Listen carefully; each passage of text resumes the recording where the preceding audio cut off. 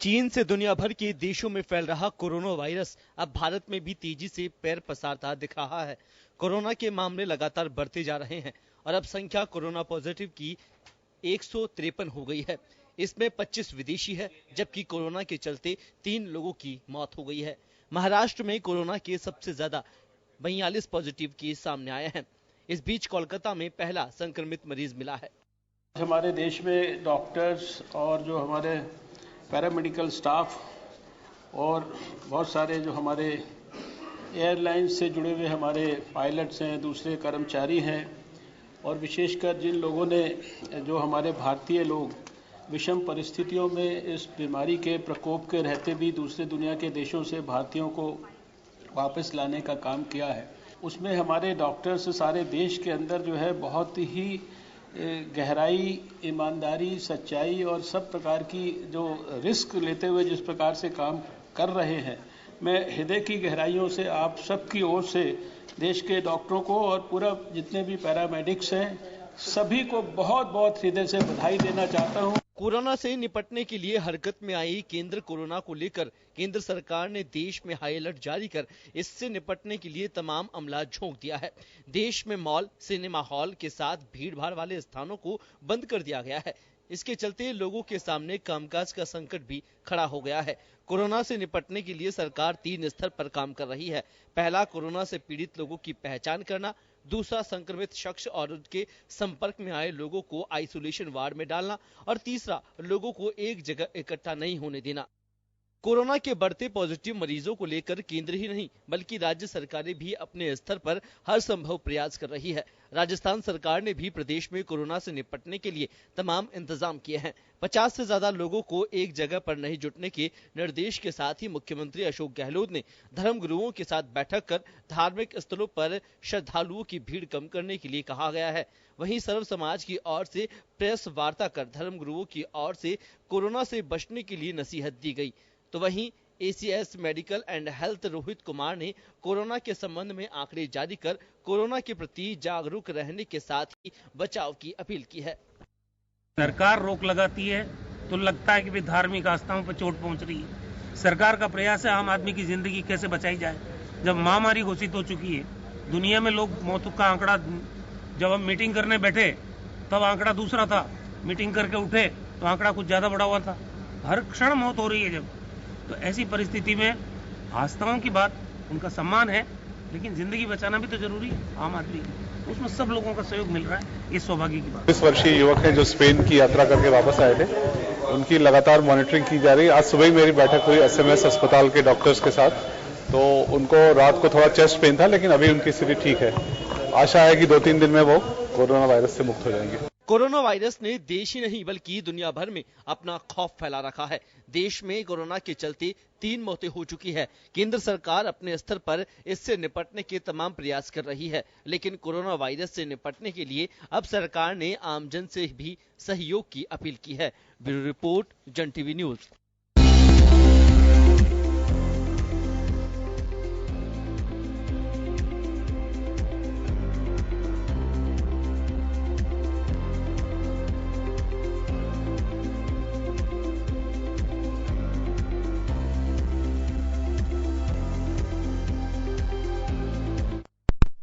नमस्कार, जन टीवी में स्वागत है आपका। मैं हूं योगेंद्र, आप देख रहे हैं खास खबर। खास खबर का मजमून आपने देखा और हमारे साथ हमारे अतिथि हैं।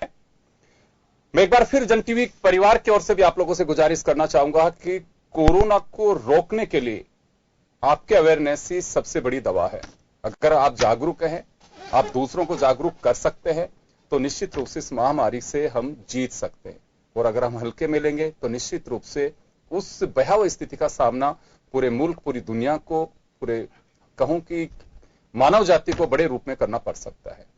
तो आज जन टीवी परिवार की ओर से यह पहल एक हमारी एक जिम्मेदारी समझते हुए हम ये मान के चलते हैं कि दर्शकों तक ज्यादा से ज्यादा हम हमारे जो एक हमारे अतिथि आए हैं उनकी बात पहुंचा सके, लोगों को जागरूक कर सकें और हम दर्शकों तक ये बात पहुंचा सके। मेरे साथ इस वक्त पैनल में हमारे साथ जुड़े हुए हैं डॉक्टर विक्रम जैन साहब हैं और मैं जैन साहब के बारे में बताना चाहूंगा कि स्वाइन फ्लू जब आया था तो काफी बड़ा सहयोग इन्होंने उसे दूर करने के लिए, लोगों को अवेयर करने के लिए, पेशेंट्स को ठीक करने के लिए और उनको मोटिवेट करने के लिए उस वक्त एक जज्बे की तरह इन्होंने काम किया। डॉक्टर अनुपम हमारे साथ में हैं। इन्होंने भी उसी वक्त के साथ से अभी भी लगातार ये लोगों से संपर्क कर रहे हैं, उन्हें अवेयर कर रहे हैं। तो दो शख्सियत हमारे साथ में हैं। मुख्यमंत्री अशोक गहलोत ने एक दिन पहले ही धर्म गुरुओं के साथ में चर्चा की। उनसे कहा कि मंदिरों में, मस्जिदों में, गिरजाघरों में, गुरुद्वारों में कोशिश करिए, हम किसी की धार्मिक भावनाओं का आहत करना बिल्कुल नहीं चाहते, लेकिन कोशिश करिए कि हम लोग प्रभु को बिल्कुल भगवान की आस्था होनी चाहिए। भगवान हमें इससे लड़ने की ताकत भी दे रहा है, तो वहां भी कोशिश की जानी चाहिए कि हम कम से कम भीड़ रख सके। पुरुषोत्तम भारती साहब महामंडलेश्वर हमारे साथ में हैं, जो बैठक में भी रहे और जब मीडिया से मुखातिब हुए तो भी इनका यही कहना था कि कम से कम लोग इकट्ठे हों और जो WHO की एडवाइजरी है, गाइडलाइन है, हम उसे फॉलो कर सके। आस्था होनी चाहिए, हर व्यक्ति में आस्था है, लेकिन हम थोड़ा सा ख्याल भी रखें। तो चले, सभी का स्वागत है। हमारे साथ जनाब खानुखा बुधवाली साहब भी, राजस्थान सरकार के राज्य मंत्री का दर्जा है, वक्फ बोर्ड के चेयरमैन हैं, वो हमारे साथ में जुड़ रहे हैं। मैं डॉक्टर साहब जैन साहब आपके पास सबसे पहले आना चाहूंगा। स्थितियां बहुत चैलेंजिंग हैं और जिस तरह से आपका डिपार्टमेंट कह रहा है, साफ कहना है कि 2 से 3 वीक कमिंग, ये हमारे लिए बहुत ही क्रूशियल और चैलेंजिंग है। इसको हमें पार लेना है, तो इसके लिए हमें वास्तव में अभी से इसके लिए जुटना पड़ेगा। किस तरह की सावधानी की आप अपेक्षा करते हैं लोगों से कि ये होना चाहिए? देखिए, आपका प्रश्न बिल्कुल वाजिब है कि अगले 2 और 3 सप्ताह बहुत ही नाजुक है जी। इसको आप स्पेशली अपनी कंट्री, जैसा कि अपन देख रहे हैं कि सभी देशों में और रोजाना रिपोर्ट आ रही है कि वो खतरनाक तरीके से और तेजी से बढ़ता जा रहा है जी। तो मुझे समझता है कि हमारी राज्य सरकार ने और हमारी केंद्र सरकार ने पूरी मुस्तैदी से इस पे डायरेक्शन, निर्देश दिए हैं सभी जनता को, डॉक्टर्स को, कार्यकर्ताओं को, सभी सामाजिक संस्थाओं को, सभी को ये मैसेज दिया गया है कि हम सबको एकजुट होकर लड़ना है इस कोरोना वायरस से, क्योंकि ये एक ऐसी खतरनाक डिजीज है कि अगर हमने इस पे ध्यान नहीं दिया तो ये एक रैपिडली एपिडेमिक के रूप में, जैसा कि पैंडेमिक WHO ने ऑलरेडी डिक्लेयर कर दिया है। तो ऐसे माहौल में हमको चाहिए कि हम पूरा प्रिकॉशन रखें और जो हेल्दी व्यक्ति हैं, हम ये कोशिश करें कि उनको कभी ये कोरोना वायरस ना हो, और वो विशेष तौर से जहां भी, एक तो ज्यादातर इंडोर में ही रहें, जब तक जरूरी कार्य नहीं हो बाहर ना निकलें, और अगर जरूरी है तो फिर मास्क पहन के किसी ग्रुप में जा रहे हैं, अगर कोई ज्यादा ग्रुप है, ज्यादा लोगों के कोई कार्यक्रम है, कोई मंदिर है, उसमें थोड़े थोड़े लोग जाएं। और मैं तो ये चाहूंगा कि अगर जाना है भी बहुत जरूरी है तो मैं सोचता हूँ कि उनको मास्क पहन के जाना चाहिए। और अगर हॉस्पिटल्स वगैरह में है तो हमने देखा है कि हमारे भारतवर्ष में एक मरीज होता है, 5 उसके रिश्तेदार आते हैं और वो साथ में घूमते रहते हैं। तो इस वक्त उस क्राउड से बचना चाहिए, उस क्राउड से बचना चाहिए। तो जो एक व्यक्ति को आवश्यकता एक ही अटेंडेंट जाए, वो भी मास्क पहन के जाए, मरीज को भी मास्क पहन के किसी भी डॉक्टर के क्लिनिक में और किसी भी हॉस्पिटल में और किसी भी सामुदायिक केंद्र कहीं भी जाने हैं, हम मास्क पहन के। और ऐसा मेरे सुनने में आया है कि लोग क्लिनिक में डॉक्टर्स भी मरीजों को, रिश्तेदारों को मास्क भी प्रोवाइड कर रहे हैं, सैनिटाइजर भी प्रोवाइड कर रहे हैं। मैं वापस लौटूंगा डॉक्टर साहब आपके पास में। डॉक्टर अनुपम हमारे साथ में इस वक्त जुड़े हुए हैं। डॉक्टर साहब, एक भयावह स्थिति दुनिया के सामने खड़ी हो चुकी है। अभी जो रिपोर्ट आ रही है सामने है कि इजराइल में एक दिन में 450 लोग काल का ग्रास बन गए, तो निश्चित रूप से एक चैलेंजिंग है। और अभी जब चिकित्सा विभाग के ऑफिसर्स कह रहे हैं, एडवाइजरी जो है उसके अनुसार भी कि हिंदुस्तान के लिए, राजस्थान के लिए ये 3 वीक, 2 से 3 वीक हमारे बहुत ही चैलेंजिंग और क्रूशियल वीक कहूंगा इसे, तो उससे हमें निजात पाना है। तो निश्चित रूप से हमें अवेयर करना हम लोगों की एक रेस्पॉन्सिबिलिटी, भगवान ने जिसे जिस योग्य बनाया है कि हम लोगों को अवेयर कर सकते हैं, तो हमें जरूर वे भूमिका अदा करनी चाहिए। मैं आपसे भी जानना चाहूंगा कि वास्तव में अभी देखिए, इसकी मेडिसिन तो यही कह सकते हैं कि जो अवेलेबल है हम उसी से हम इसका उपचार कर सकते हैं, लेकिन मैं सैल्यूट करूंगा राजस्थान के चिकित्सकों को कि सबको जो उसका वायरस था उसे शून्य कर दिया गया है। एक पेशेंट अभी है, 4 में से 3 को बिल्कुल ठीक कर दिया है। तो एक अचीवमेंट ही कहूंगा मैं इसको चिकित्सा जगत की। इससे लोगों को यह भी मिल रहा है कि WHO में तारीफ हुई है राजस्थान सरकार की, राजस्थान के मेडिकल एंड हेल्थ डिपार्टमेंट की, और ये शायद एक अवेयरनेस का ही तकाजा कहूं इसे मैं। और एक जो बात सामने आ रही है पहले दिन से ही, इटली से जो दल आया था, जो दंपति जिनको पॉजिटिव पाया गया, बाकायदा यहाँ के अधिकारियों ने तुरंत सबसे संपर्क करके 16 जो इटालियन और थे जो पॉजिटिव आए बाद में 21 में से, उन लोगों को भी मुझे लगता है कि शायद ईश्वर करे उनको स्वस्थ जल्दी से जल्दी करे, और शायद हो भी गए होंगे। तो ये भी एक राजस्थान की बड़ी एक मैं कामयाबी कहूंगा कि अगर थोड़ा बहुत भी जो हमेशा एक सिस्टम पे सवाल खड़े होते हैं कि लचर व्यवस्था, आगे इन्होंने मैसेज नहीं किया, शायद काफी तुरंत में ये जो कार्रवाई की गई इसका बेनिफिट मिल रहा है। तो चलिए मैं आपसे जानना चाहूंगा कि वास्तव में क्या ख्याल रखना चाहिए।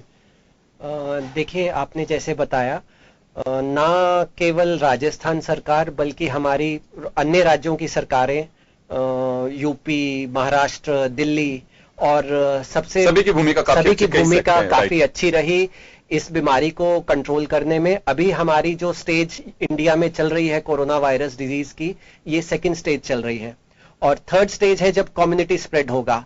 आज ही के दिन में करीब 500 सैंपल, रैंडम सैंपल्स लिए गए हैं, जिसमें सभी नेगेटिव आए हैं। इसका मतलब अभी हम स्टेज 3 में नहीं पहुंचे हैं। अगर स्टेज 3 में पहुंच जाएंगे तो वो एक भयंकर महामारी का रूप ले सकती है भारत में।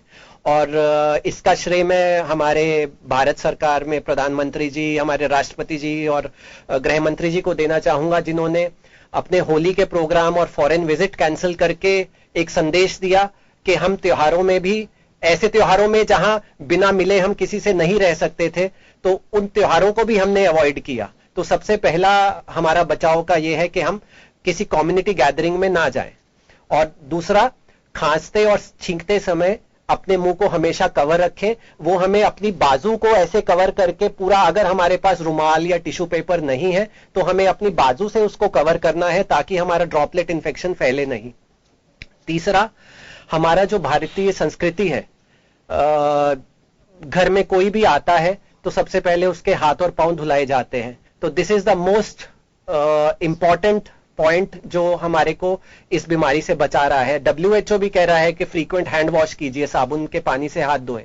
तो ये हमारी तो भारतीय संस्कृति रही है कि हमारे घर में कोई भी मेहमान आता है, बाहर से कोई भी आता है, जूते चप्पल बाहर उतार के और हाथ पैर धो के उसको अंदर बुलाया जाता है, उसका सत्कार किया जाता है। तो ये हमारी संस्कृति इस मामले में बहुत अच्छी है, जिसकी वजह से शायद हम अभी बहुत बड़ी भयंकर महामारी से बचे हुए हैं। मैं लौटूंगा आपके पास में। हमारे साथ महामंडलेश्वर पुरुषोत्तम भारती साहब हैं। भारती साहब, काफी लोगों को अवेयर किया गया है, मुख्यमंत्री की भी एक बड़ी पहल कहूं। देखिए, हर सरकार, इसमें कहीं कोई संदेह नहीं है, गवर्नमेंट हो चाहे इंडिया हो, ओपन हैंड्स के साथ में खुल करके लोगों की मदद करना, लोगों को अवेयर करना, और जहां अगर स्टेप उठाने पड़ रहे हैं तो वहां उठाए भी जा रहे हैं। इसी तरह से स्टेट गवर्नमेंट्स का भी, राजस्थान सरकार, आप लोगों के साथ में जो चर्चा भी हुई, और मुझे जो लगा कि आज मैं कुछ धार्मिक स्थलों पे जाके भी आया, शायद उसी का प्रभाव होगा कि काफी लोग डिस्टेंस मेंटेन करके चल रहे थे, सैनिटाइजर वहां पे रखे हुए थे, लोगों के हाथ उससे वॉश करवा रहे थे। तो मुझे लगता है कि काफी इसका आप लोग कुछ और प्रयास करने, धार्मिक गुरु सारे ही मिले भी थे मीडिया से, तो कुछ तय हुआ आप लोगों के कि हाँ इस ओर ध्यान देना है?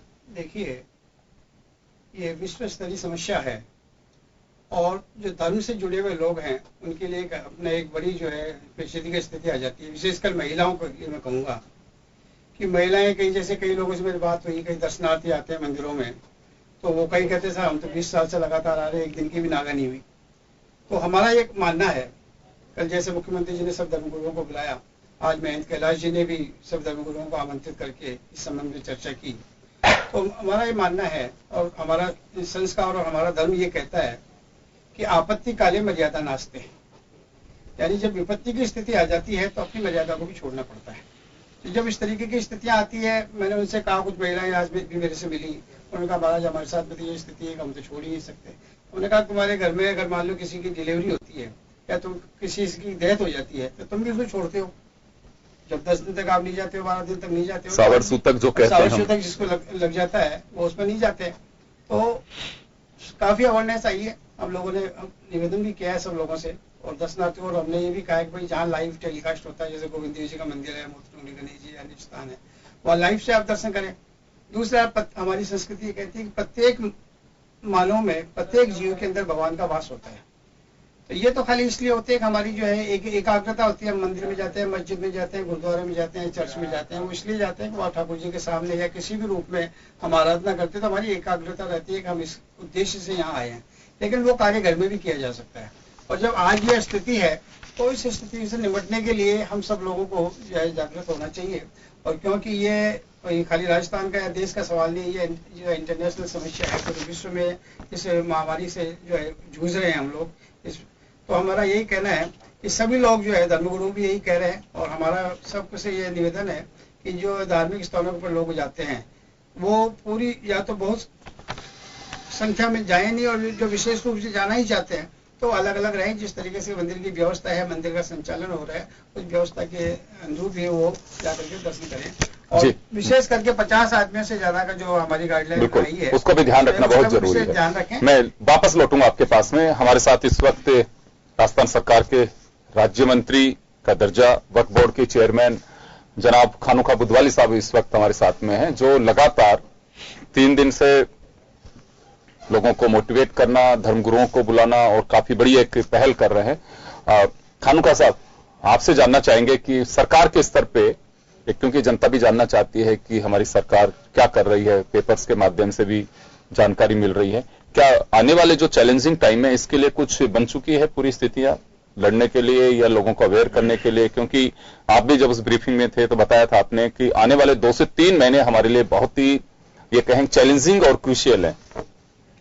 देखिए, कल मैं तो सबसे पहले आपके चैनल को धन्यवाद देना चाहता हूं कि आज आपने एक पहल किसी चैनल ने की, डिबेट भी रखी है। और सम्माननीय मुख्यमंत्री महोदय ने कल जो सचिवालय में पहले समस्त जो हमारी जो पक्ष विपक्ष की पार्टियां थी उनकी भी मीटिंग रखी गई, उनसे भी जो विचार विमर्श किया गया। उसके बाद जो हर मजहब के जो समाज के जो प्रमुख थे, अलग अलग जो आए हुए लोग थे, उन सब लोगों को भी यही पूछा गया कि इसको किस तरह से हम कर सकते हैं। लेकिन सम्माननीय मुख्यमंत्री महोदय, चिकित्सा मंत्री और CS और जो यहाँ के जो वाइस चांसलर हेल्थ वगैरह जो बैठे थे, सबने कहा कि ये कोरोना वो बीमारी है जो आज के समय में पूरे विश्व ही में जिस तरह से जो फैलाव किया, ये एक महामारी का रूप है जो WHO ने घोषित किया। सबसे ज्यादा बीमारी ईरान, ये जो या स्पेन या इटली या अमेरिका, ये जो ठंडक जो वाले ज्यादा जो प्रदेश थे उनमें जिस तरह की फैली। लेकिन हिंदुस्तान में अभी तक जो राजस्थान में उसका कंपेयर करके जो अगर ऑल ओवर वर्ल्ड का देखा जाए, जिस तरह से जो फॉरेनर्स जो सबसे पहले मंडावा आए, मंडावा से जो जिस से घूम के जो 3 लोग पाए गए थे, 3 लोगों को जिस तरह का सम्मानीय मुख्यमंत्री महोदय और यहाँ के चिकित्सा दल और यहाँ के मंत्री महोदय ने जितनी जो स्फूर्ति से जो दवाओं का जो टेस्ट करके जो किया गया, और जो स्पेन ने भी इसको इटली के लोगों ने इसको एप्रिशिएट किया, और बाहर के लोग भी रोज जो भंडारी जी से जो CM साहब कल कह रहे थे, उनके रोज प्रेस कॉन्फ्रेंस या ब्रीफिंग के द्वारा उनसे वीडियो जो करके उससे पूछा जाता कि आपने इसको शूट आउट किस तरह से किया।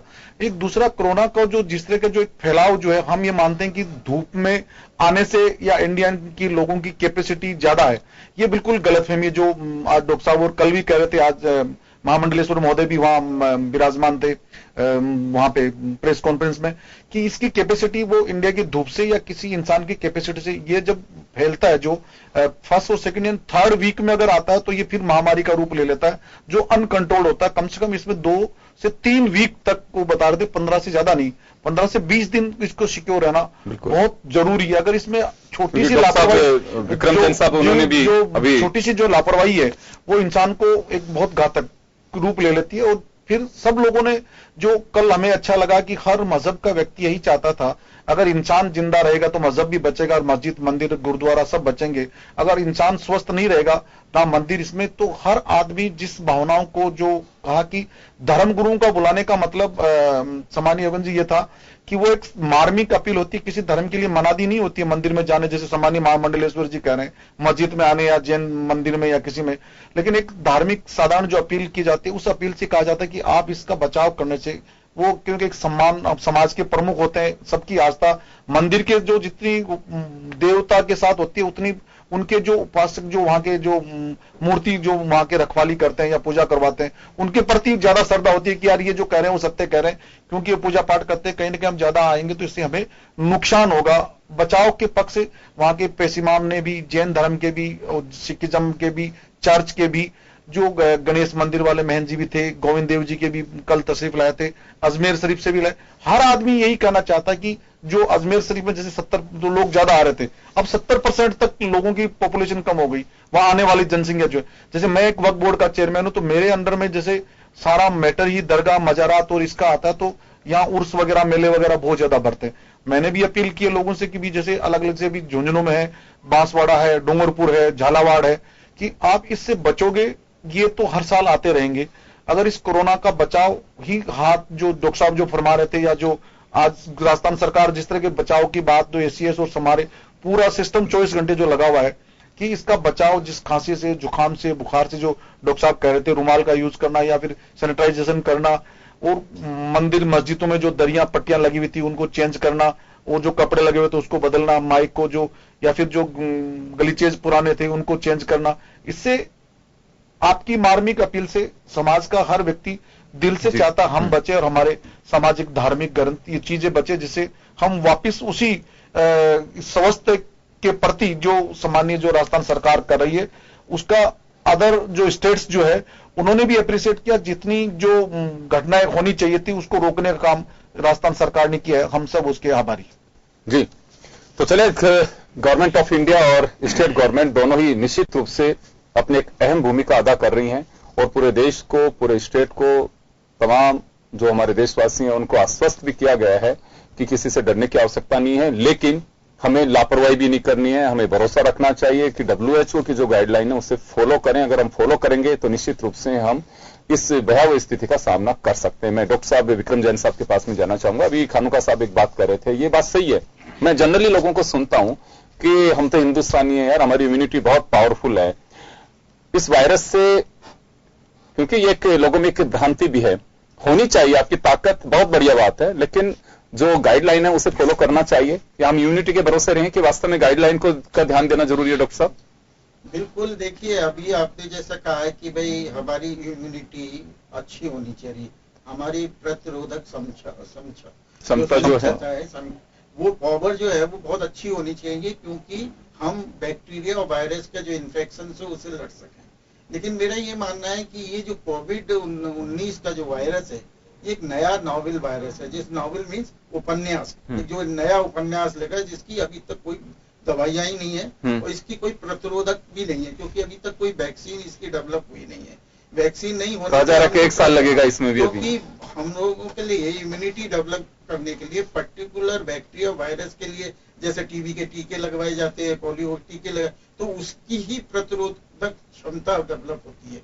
जैसे अभी इन्फ्लुएंजा वायरस और स्वाइन फ्लू वायरस की वैक्सीन उपलब्ध है, निमोनिया वायरस की चीज में ये वैक्सीन उपलब्ध है, उस पर हम प्रोटेक्ट कर सकते हैं।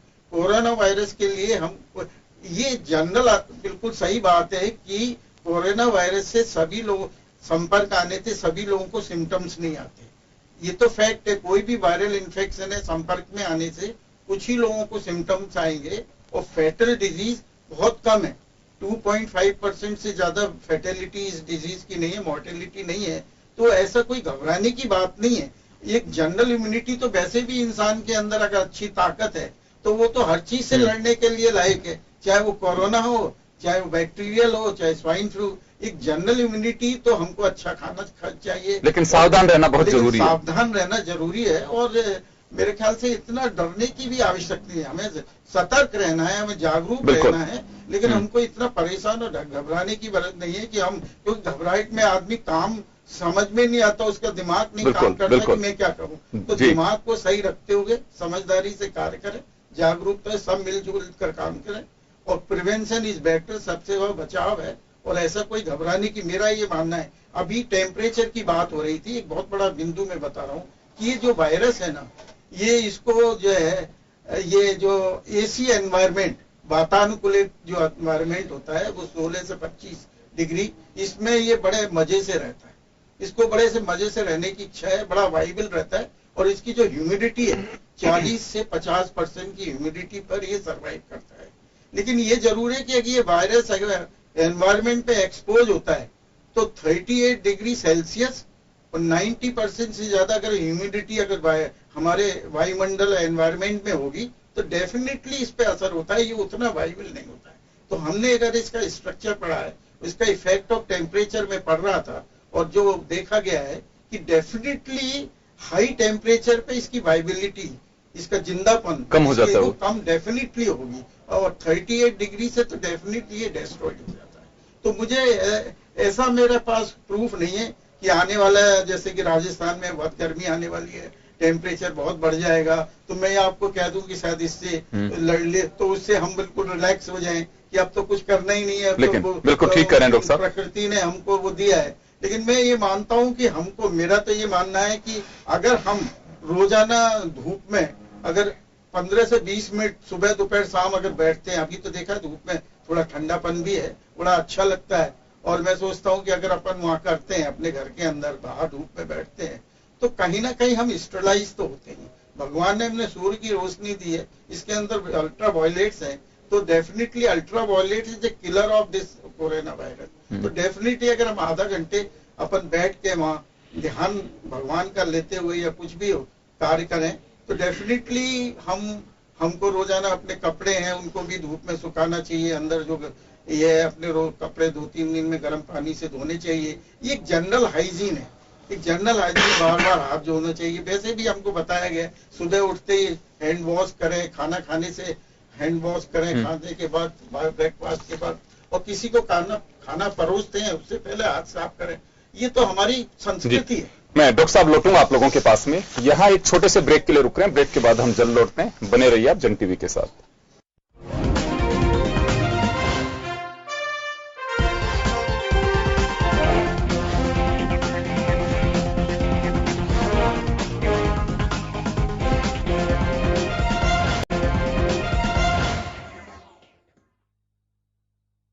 ब्रेक के बाद एक बार फिर आपका स्वागत है। आप देख रहे हैं खास खबर। बात कर रहे हैं हम कोरोना से लड़ने की।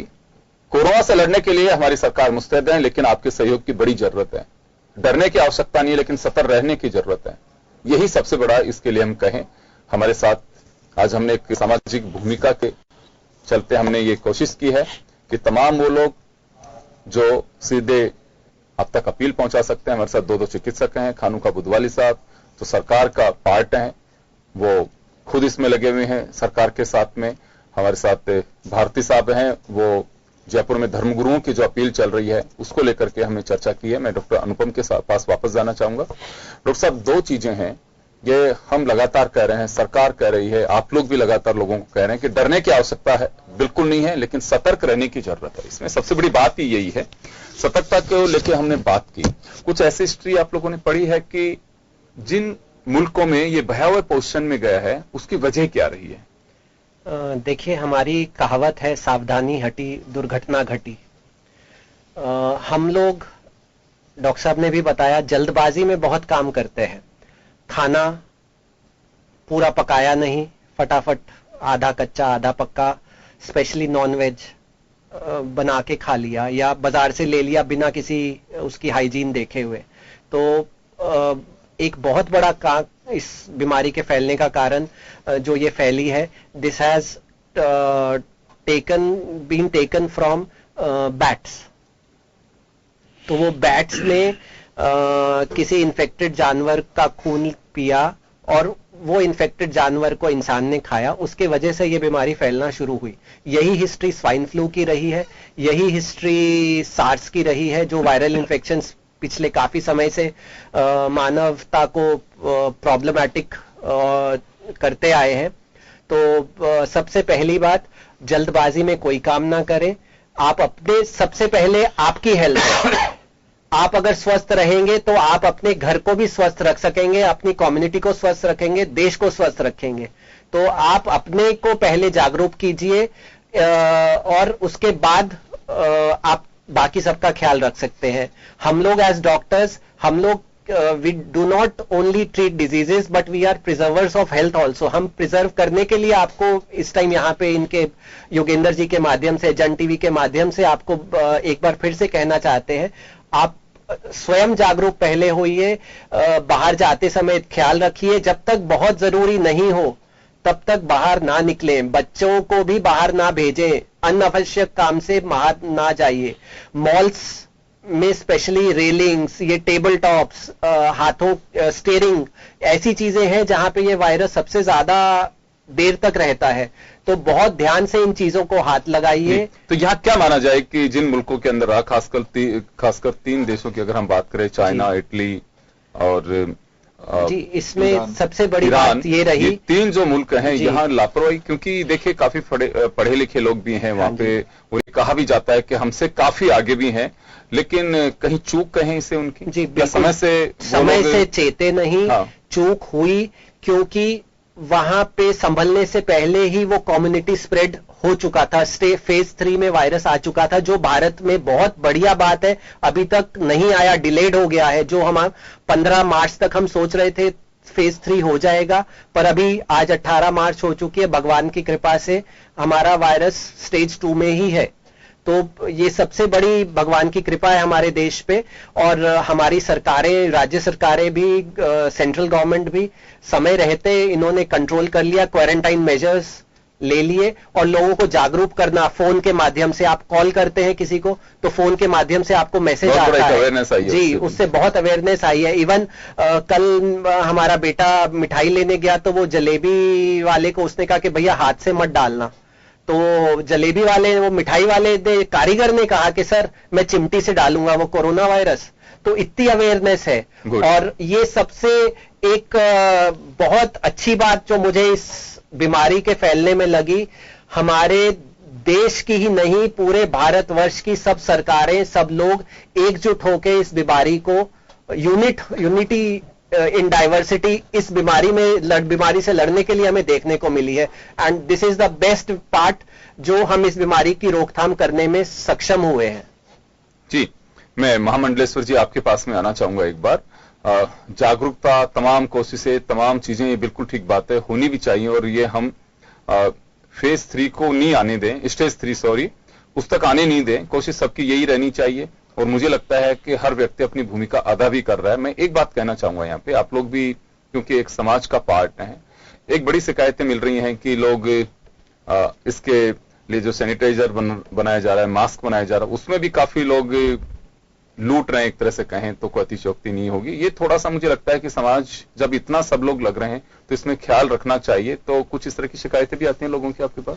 काफी शिकायतें आई है इसमें जी, और कई लोग बताते हैं इसमें कि जो मास्क जो 5 रुपए का मिलता था, आज 25-25, 30-30 रुपए ले रहे हैं, और पहले तो मना ही कर देते हैं, और बाद में जब प्रेशर करते हैं तो वो इतनी ज्यादा, तो ये संवेदनहीनता का काम है। ये जो इस तरीके का कार्य कर रहे हैं, एक तरीके से जो राष्ट्रीय समस्या आई हुई है, इसके राष्ट्र विरोधी कार्य की श्रेणी में उसको रखना चाहिए, क्योंकि जिस तरीके से जो है आम आदमी पहले ही परेशान है, और फिर इसको आर्थिक रूप से भी इस तरीके से दंडित किया जाए। पहले तो लोग लगाने के लिए तैयार नहीं है, जब लगाते हैं, जब मार्केट में परचेज करने के लिए जाते हैं तो उनसे इस तरीके की कीमत ली जाती है, तो एक गलत तरीका है, और इसकी तरफ जो है सरकारों को भी ध्यान देना चाहिए, और समय समय पे इसके लिए इस बारे में मैं राजस्थान सरकार की तारीफ करना चाहूंगा। राजस्थान सरकार ने रेस्मा लागू करके इन चीजों को, इस तरह की बातों को कंट्रोल करने की पहल की है, और कुछ इलाकों में, रिहायशी इलाकों में जहां जिम खुले हुए थे, उन पे जुर्माना लगा के अवेयरनेस दी है कि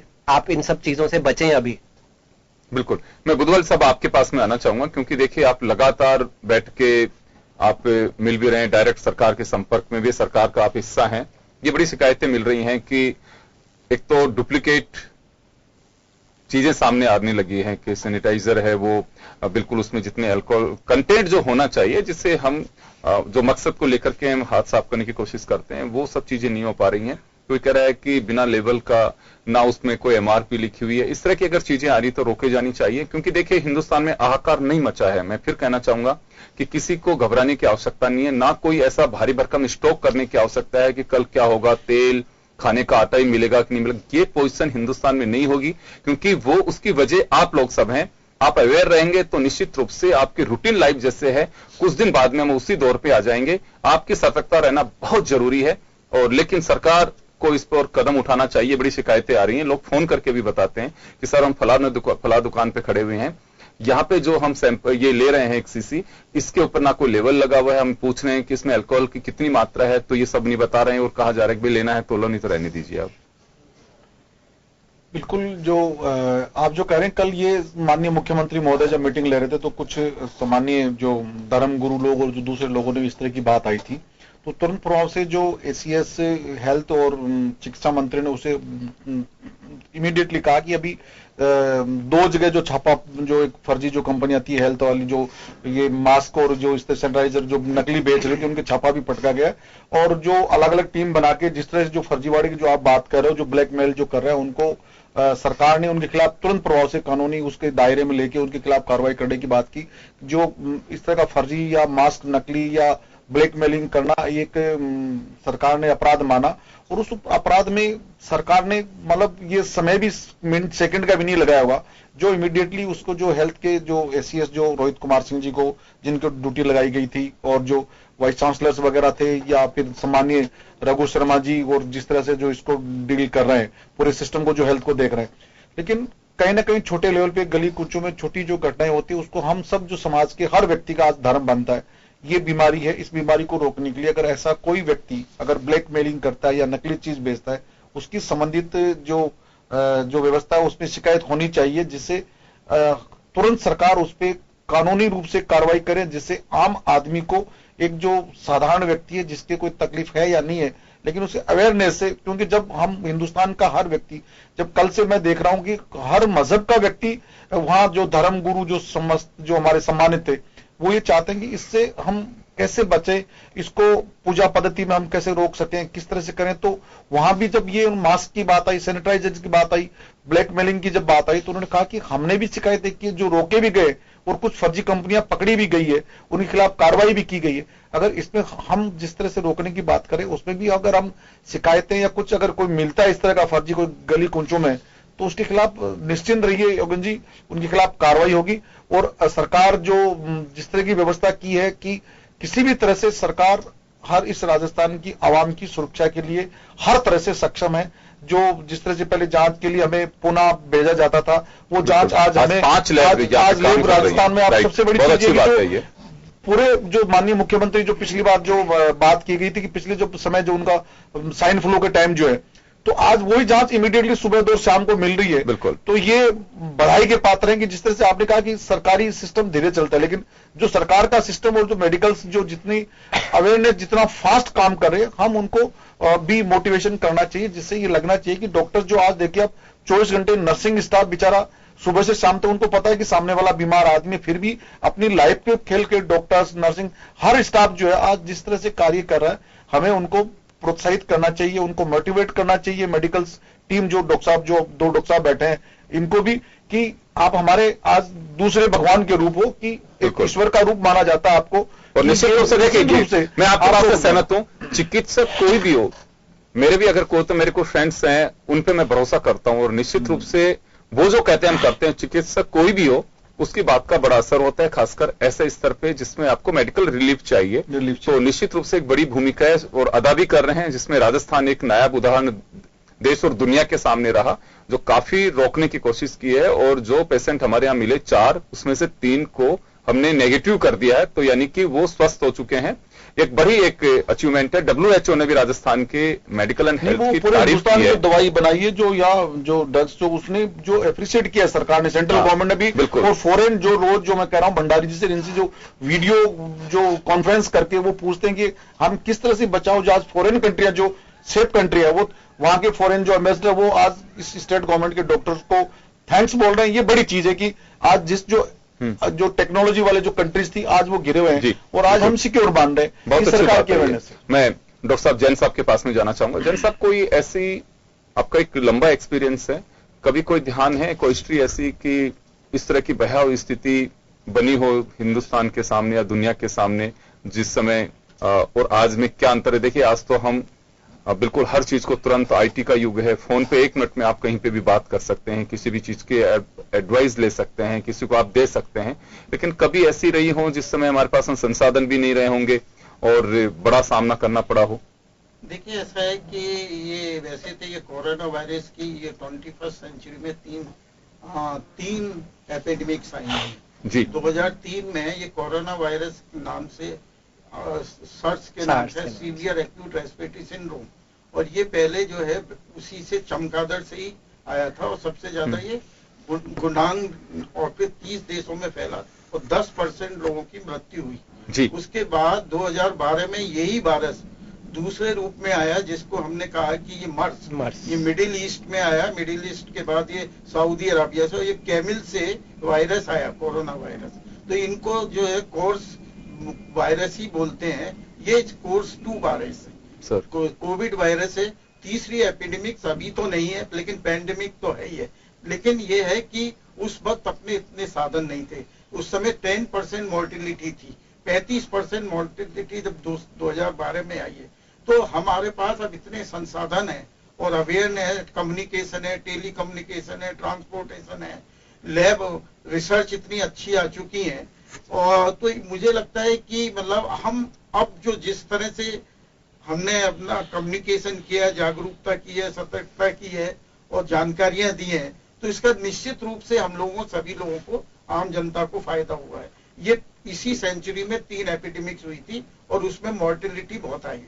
देखिए स्वाइन फ्लू भी आया 2009 में, उसके बाद काफी तेजी से बढ़ा, लेकिन हमने उस पर भी काबू पाया।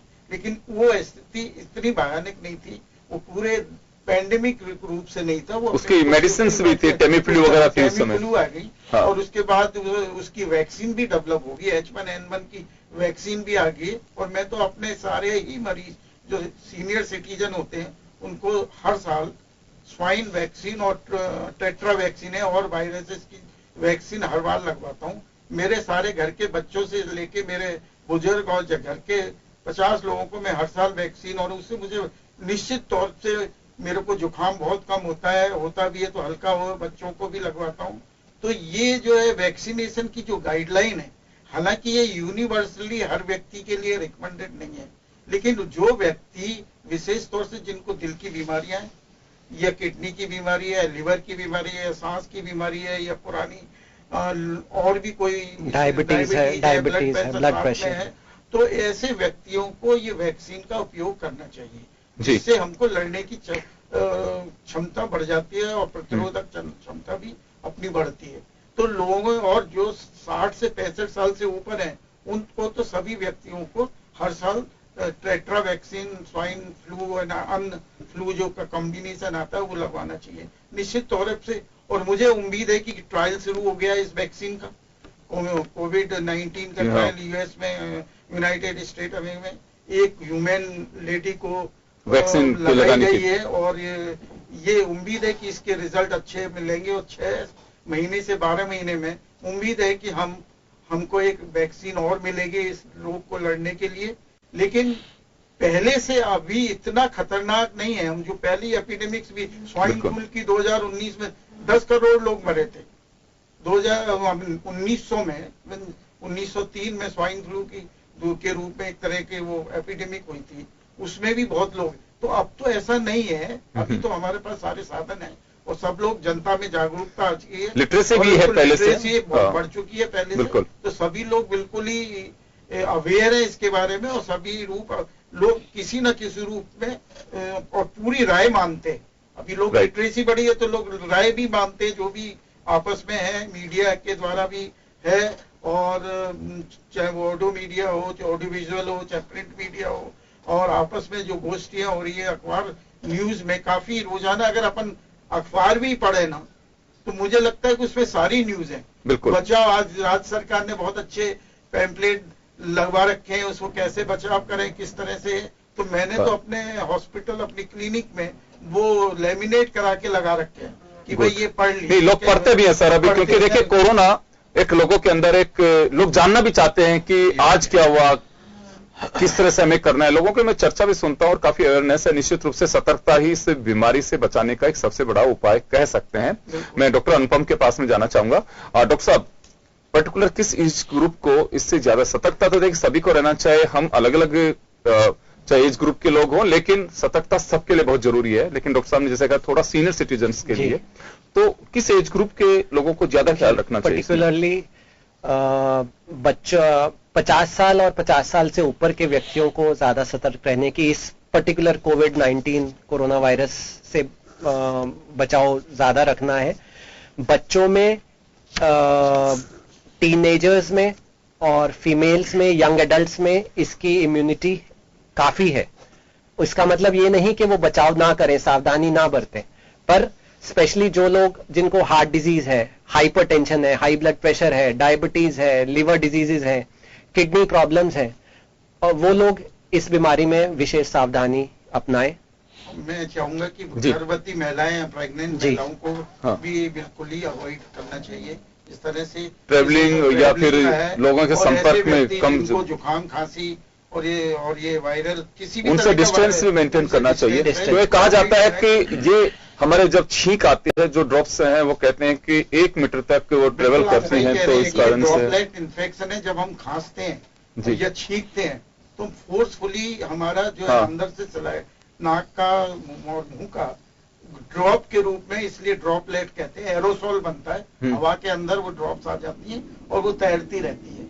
उसके अंदर लार्ज अमाउंट ऑफ वायरसेस होते हैं और हम ये जो है यूजुअली तो 2 मीटर और 6 फीट तक, कभी कभी ये 8 से 10 फीट तक भी जा सकता है, लेकिन ज्यादातर केस में ये 8 फीट 6 फीट तक ही जाता है 90% में कभी। लेकिन ये डिपेंड करता है आप किस तरह से, किस फोर्स से खांसी आ रही है। अगर आप बहुत तेजी से खांसते हैं, बहुत तेजी से छींकते हैं, आपने देखा हो, इसकी भी सीवियरिटी है, उस पर डिपेंड करता है कि वो फोर्सफुली ड्रॉप। और कहा यह जाता है कि अगर कोई व्यक्ति यहाँ पे छींक रहा है तो यहाँ का जो वायुमंडल कहें कि हमारी जो यहाँ की जो जगह है, आप वहां से निकल गए लेकिन आपका वायरस वहां छोड़ के जा रहे हो, आप वहां का वायरस आपका जो स्टैंड कर रहा है वो। इस वायरस में सबसे बड़ी नुकसानदायक बात ये हैवी वायरस है, 120 नैनोमीटर्स इसका साइज है, तो वो 6 फुट की जगह वो करीब 3 फुट में भी नीचे आ जाता है सरफेस पे, और हमारे टेबल्स पे, ये हैंडल्स पे और वायुमंडल में अलग अलग चीजों पे, उसके अलग अलग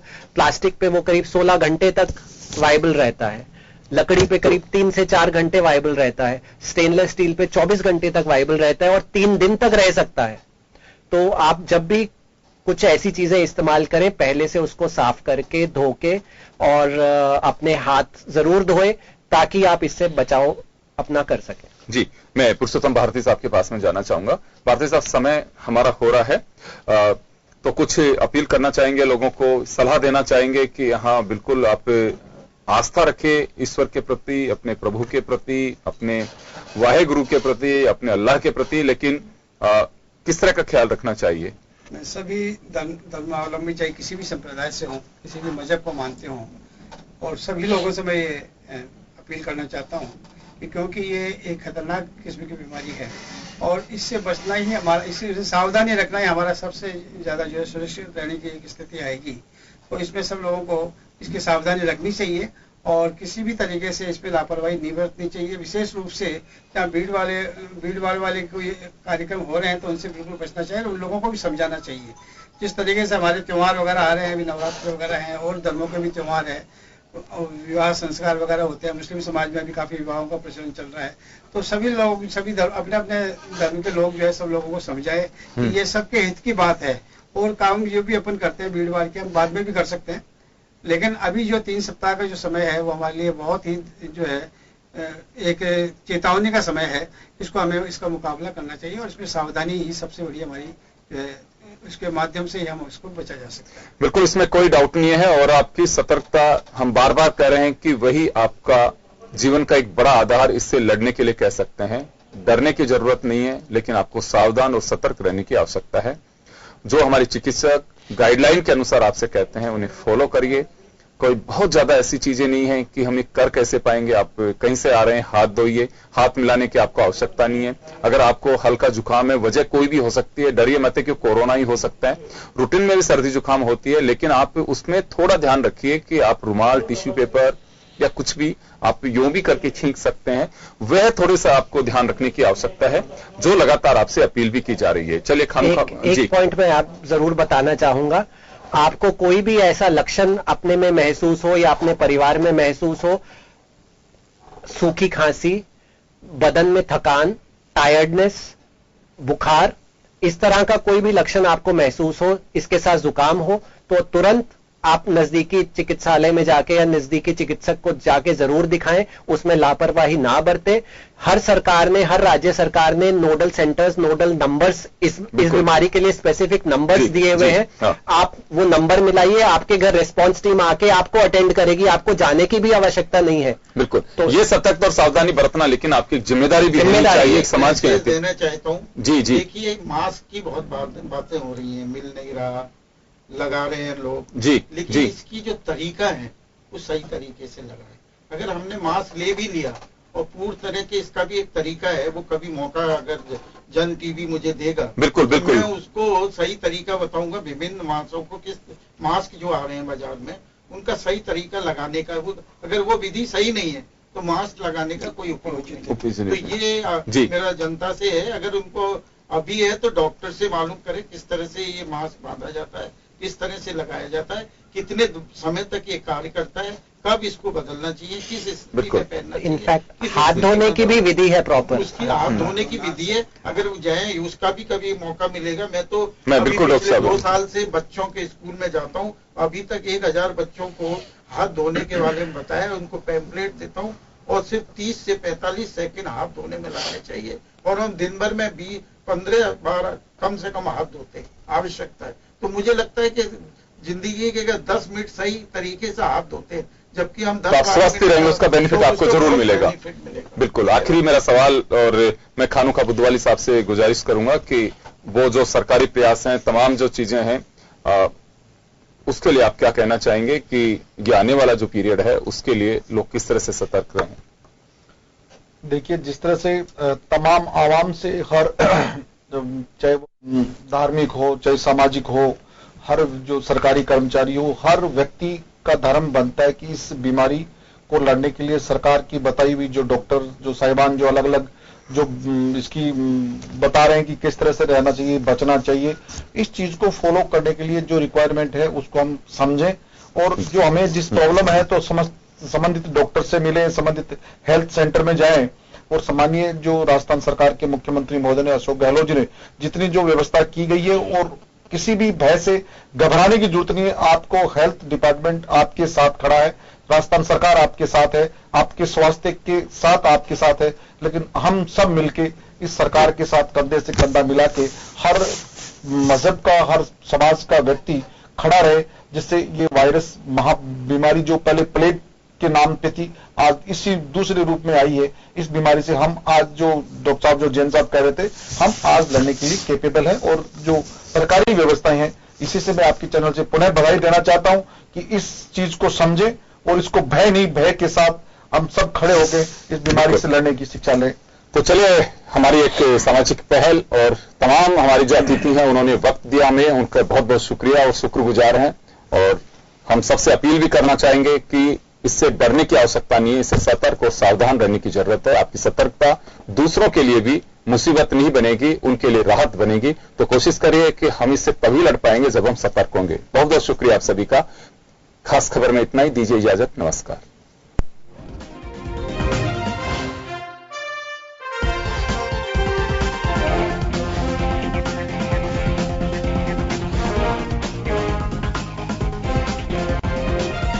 जन टीवी की लेटेस्ट अपडेट पाने के लिए हमारे चैनल को जरूर सब्सक्राइब करें और नोटिफिकेशन पाने के लिए बेल आइकॉन दबाएं।